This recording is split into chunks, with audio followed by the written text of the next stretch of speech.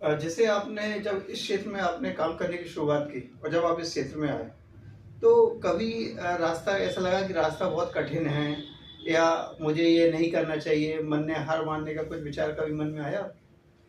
मैं आपको बताऊँ, ये जैसे मैं जो काम कर रहा हूँ मैं, तो मैं आपको बिल्कुल मेरी हृदय की बात बता रहा हूँ मैं कि मतलब मुझे यही समझ में नहीं आ पाता कि मतलब क्या हो रहा है और क्या कर रहा है। मतलब मुझे ऐसा नहीं लगता कि मैं कोई काम कर रहा हूँ। वो तो ऑटोमेटिक ऐसी स्थिति बन रही है कि ऑटोमेटिक काम हो रहे हैं। मतलब मुझे सूचना आती है और वो काम ऑटोमेटिक हो जाते हैं और ईश्वर ही वो काम पूरा कर रहा है। तो हार की अगर बात करें तो समस्या तो इतनी विकट है ये काम में, इतनी विकट है कि जब अगर इसको सोचेंगे कि हम बेसिकली मानसिक अस्वस्थ लोगों पे काम करते हैं, जो मेंटल लोग, हुँ। इनको लोगों ने बंधक बना के रखा है ना? इनको लोग जो निराश्रित रोडों पे घरों ने परिवार ने छोड़ दिए, तो उन लोगों पे काम करते हैं, तो बहुत टिपिकल काम है वो।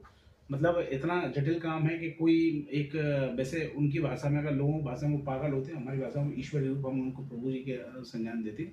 तो उनके साथ काम करना वो एक बहुत बड़ी जटिल समस्या तो है, मगर मुझे मालूम है कि ईश्वर पूरा काम करता है। जैसे अगर कोई व्यक्ति या युवा अगर मान लो समाज सेवा के क्षेत्र में आए, तो वह सबसे पहले क्या कदम उठाए? उसे क्या करना चाहिए?